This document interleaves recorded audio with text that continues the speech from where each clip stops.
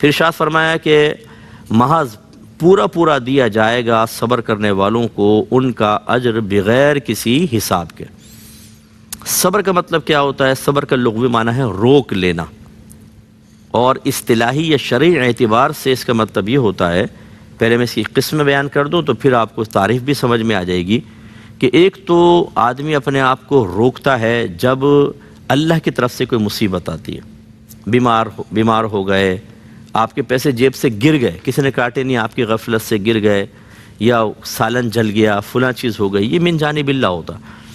اس پر صبر کا مطلب کیا ہوگا؟ اپنے نفس کو روک لینا، شکوہ سے، شکایت سے، انتقام سے۔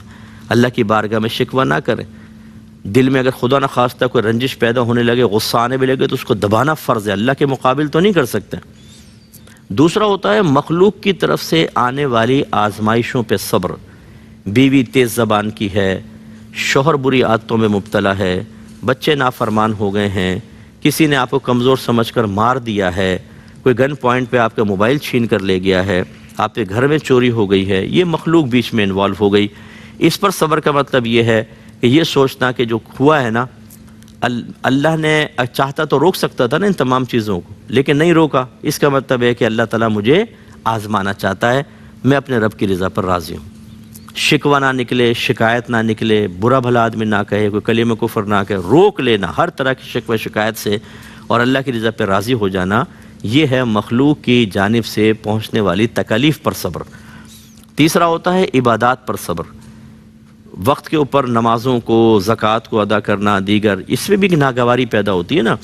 آپ فجر میں بہت دیر سے سوئیں، ابھی تھوڑی دیر سوئے تھے، اذان کی آواز آ گئی، اب نیند ایک دم کھلی، تو اندر سے نفس کہتا ہے یار بہت مشکل ہے کھڑا ہونا، یہ کیا اللہ نے اس ٹائم کے اوپر نماز فجر لازم کر دی، بعد میں ہوتی تو اس طرح کی آنے لگتی تھیں چیزیں، تو آدمی کو اپنا آرام چھوڑنا پڑتا ہے۔ بعض اوقات زکوٰۃ ادا کرتے ہیں تو کروڑوں کی زکوٰۃ نکالنی پڑتی ہے، رشتہ داروں کی امداد کا حکم ہے تو وہاں پیسہ جا رہا ہوتا ہے، تو دل میں تھوڑی سی تنگی پیدا ہوتی ہے۔ کمال یہ ہے انسان کا کہ جب اللہ کی راہ میں وہ کچھ دیتا ہے یا عبادات اختیار کرتا ہے، کوئی شکوہ شکایت پیدا نہ ہو۔ میرے آقا صلی اللہ علیہ وسلم اکثر ٹھنڈے پانی سے ہی وضو کیا کرتے تھے، سخت سردیوں کے باوجود بھی، اور اجر اس کا بتایا، بہت اجر ہوگا اس کا۔ یہ بھی ہوتا ہے کہ آپ دیکھیں نا، اب سردی پڑ رہی ہے اور آپ عبادت کرنا چاہتے ہیں اور بیچ میں سردی رکاوٹ ڈال رہی ہے، لیکن آپ ہمت کر کے کر رہے ہیں، رکتے نہیں ہیں، یہ عبادت پہ صبر ہے۔ اور آخری ہوتا ہے گناہوں سے پرہیز پر صبر، کہ دل چاہتا ہے، نفس چاہتا ہے میں یہ گناہ کر لوں، یہ بات کر لوں، یہ چیز دیکھ لوں سوشل میڈیا پر یا میڈیا کے اوپر، یہ گندی غلیظ گفتگو کر لوں، لیکن انسان اپنے آپ کو گناہوں سے روکتا ہے اللہ کے خوف کی وجہ سے۔ اسے کہتے ہیں گناہوں سے پرہیز پر صبر۔ اس کا مطلب 4 طرح کے صبر ہوئے: اللہ کی طرف سے آنے والی آفات پر صبر، مخلوق کی طرف سے آنے والی آفات پر صبر، عبادات پر استقامت اس کی وجہ سے صبر، اور گناہوں سے پرہیز پر صبر۔ تو بس صابر وہ شخص ہوتا ہے۔ صبر کا مطلب کیا ہوتا ہے؟ کہ اللہ تعالیٰ کی طرف سے، مخلوق کی طرف سے، یا عبادات کے معاملے میں ان کے ادائیگی کے اعتبار سے، یا گناہوں کے بچنے کے اعتبار سے، اپنے نفس کو، اپنے قلب کو ہر قسم کے شکوہ شکایت اور اظہار غضب سے روکنے کا نام صبر ہوتا ہے، اور ایسا شخص صابر کہلاتا ہے۔ اس کا مطلب ہے کہ اگر باہر کسی نے کچھ کہا اور ہم نے کہا نہیں کوئی بات نہیں بھائی، اور گھر میں گئے اور زوجہ نے کوئی بات کہہ دی تو منہ پہ تھپڑ مار دیا اس کے زور سے، تو ایسے شخص صابر نہیں کہلائے گا۔ اس کا مطلب اس نے ایک جگہ پر تو روکا اپنے آپ کو، لیکن دوسری جگہ دیکھیں ایسے ہو گیا۔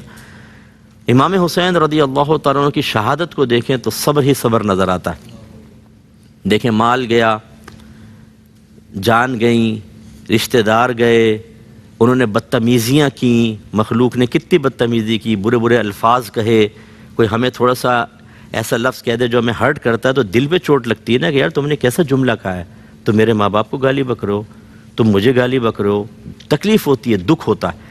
اور ان لوگوں نے کتنی اذیت تکلیف، ایک میدان کربلا میں ایک ہی وقت میں اتنی تکالیف کا انبار تھا کہ کچھ انتہا نہیں، لیکن کیا امام حسین یا آپ کے دیگر اہل بیت اطہار نے اپنی زبان سے ایک جملہ بھی بے صبری کا نکالا کہ اللہ اگر تو چاہے تو آسمان سے ان پہ آگ برسا سکتا ہے، ان کے ٹکڑے ٹکڑے کر سکتا ہے، ہم تیرے حبیب کی اولادوں میں سے ہیں، ان کے خاندان میں سے ہیں، یہ ہمیں بظاہر ہمارے لیے ایک عزت سے کمی کا سامان کر رہے ہیں، اے اللہ ان کو پکڑ لے۔ نہیں، بالکل خاموش۔ جیسا اللہ چاہے ہم اس کی رضا پر راضی۔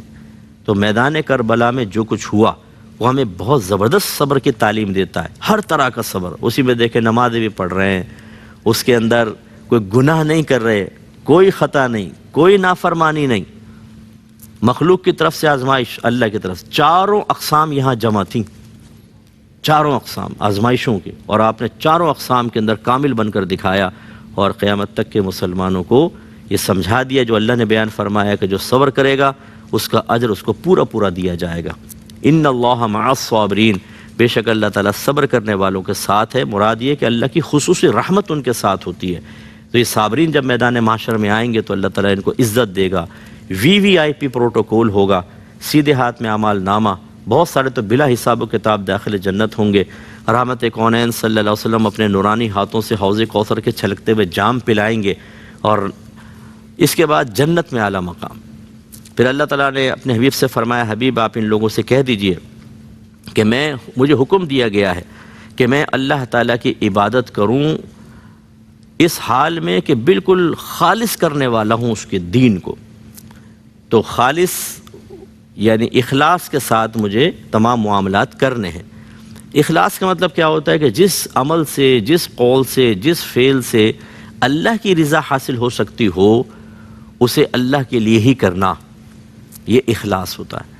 اور اگر اللہ کے بجائے مخلوق کے لیے کر لیا جائے تو اس کو ریا کہتے ہیں، ٹھیک ہے نا۔ نماز ہمیں اللہ کے لیے پڑھنی چاہیے، لیکن کوئی شخص نماز پڑھ رہا تھا، ایک عالم صاحب ساتھ میں آ کے بیٹھ گئے، اکیلا ہوتا تو تیز تیز نماز پڑھتا نا، رکوع سجود۔ نوجوانوں کو دیکھا ہے جب وہ گیم چھوڑ کر، امی کہتے ہیں نماز پڑھ لو نماز پڑھ لو، تو وہ گیم چھوڑ کر بڑی مشکل سے نماز کے لیے کھڑے ہوتے ہیں۔